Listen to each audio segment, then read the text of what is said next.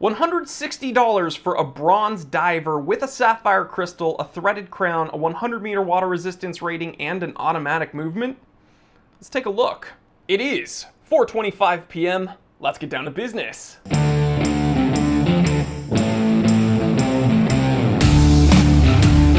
Okie dokie guys, here it is, the Boderry SeaTurtle. You're going to be looking at close-up macro footage as I talk. You can see bronze case, pretty standard dive watch theme here. We can see 3 o'clock crown, big crown guards. I wouldn't really say this is a direct homage to a Submariner. I do get some Submariner, I do get some Seamaster because of the broad arrow hour hand, but it's a fairly good looking watch. It just looks like a straight up diver. Now, could we call this thing the next SPEC monster?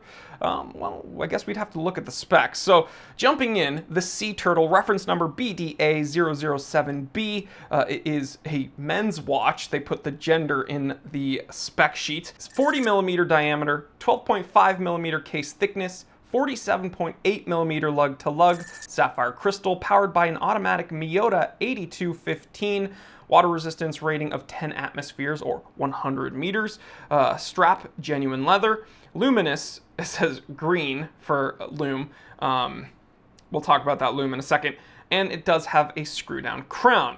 Great specs for the money, in my opinion. But how does it feel? Well, let's take a closer look. The more you look at this watch, the more you do see some interesting details that, again, set it apart from other Microbrand dive watch homages. We see this really nice honeycomb pattern on the dial. Not a ton of, it's not like a super textured pattern, but it is textured, so it's not just a flat pattern. We see some nicely bordered applied indexes. We have a timing bezel, of course, and we have a signed threaded crown with an engraved SeaTurtle on the back going through some waves there. Very, very cool. And honestly, this is labeled genuine leather, but and typically genuine quality leather is bad. This actually feels quite supple and nice. It's not man cave leather, but this actually does feel quite nice. So we understand a little bit more about the watch as far as the spec goes. We've taken a look at some of the details. Nicely bordered date window at the 6 o'clock. Everything very nice and seems to be quite cohesive.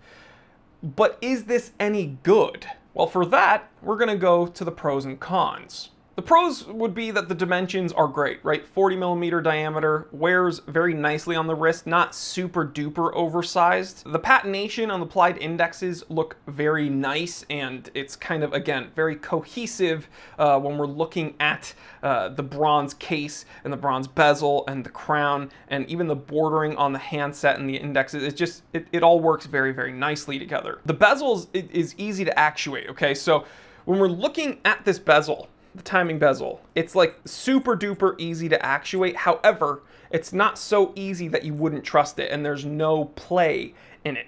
So I do give this, Gato, throw it on screen, seal of approval, 4T3 pizza roll timing, very easy. You're not gonna have to really wrench on it to move it. It doesn't feel gritty or gross, but it's also not super loose and sloppy. Tight and just right, and oh, demonetized. Overall, very nicely presented.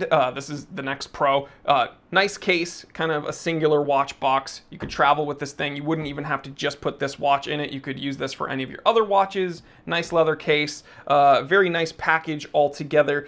Really presentable, looks very clean, tidy. Not the best finishing, this isn't gonna be the craziest finished watch in the world, but there's no huge tool marks or anything on any surfaces that you'd be looking at. So yeah, no display case back, so I can't see what it's like in the movement, but from what you do see, looks quite nice. But by far, the biggest pro would be, the value, right? Look at the specs, look how it was built, and look at the price. Under $200 for this, yeah, I would feel totally confident calling this a spec monster. But the watch isn't perfect, so let's go look at the cons. First con, no drilled lugs. All right, that's going to be an issue for me because Especially with my tool watches, with my dive watches, I want to be able to swap the bracelets or the straps out. I don't necessarily want to swim with a leather strap. I'm fine with it, but I think it could be better putting it on maybe like a sailcloth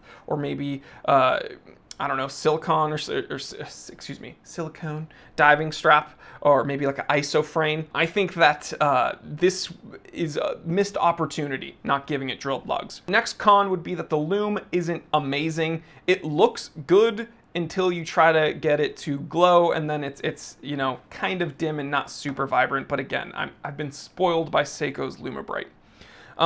Next con, pretty much like every other bronze watch I've ever handled, the crown, once it meets the case, binds up a tiny bit. Not gritty, but it's not the smoothest crown to thread and unthread, and I think that's a property of bronze touching the bronze. Okay, final con. Should have given it a color-matched date wheel.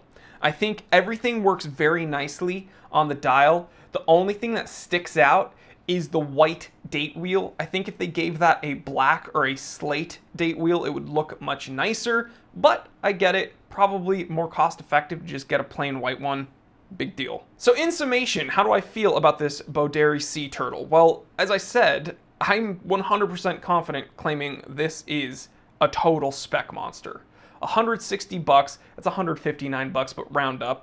160 bucks for a bronze diver, threaded crown, 100 meter water resistance rating, sapphire crystal, automatic movement, date complication. Again, dude, for under 200 bucks, I don't know how you can argue with that. But guys, let me know what you think. I'm sure some people are just sick of bronze watches. Some people don't like bronze watches because they don't want to deal with the oxidation. I get it. I think it looks cool. The patination, the more you wear it, kind of tells a story, kind of makes it look more rustic, kind of makes it your own. But some people don't like that, would rather stick with stainless steel, and that's perfectly fine. What do you think? Leave me a comment, and yeah, I'll see you on the next one, guys. Thanks for hanging out with me, and check out my podcast. You didn't know? What are you, living under a rock? We have a podcast, guys, and we've been uploading very regularly over on the Things That Keep Me Up at Night channel. I almost said the Time Teller channel, but this is the Time Teller channel. So we have a bunch of long form content over on the Things That Keep Me Up at Night channel, and if you want to listen to it audio only, it's on Spotify, it's on Anchor. Soon it will be on Apple Podcasts and Google Podcasts, but for now, we know it is on Spotify, it is on Anchor. You can listen to it for free. Check it out, support us. We really do appreciate it, and that's not monetized. None of that stuff is monetized just yet, so if you want to go above and beyond, check out our Patreon. Click the link in the description below, and you'll really support us, and we do appreciate it. All right, guys, stay happy, stay healthy, stay blessed. I'm Jory Goodman, the Time Teller, and always remember, I didn't invent time. I just tell it.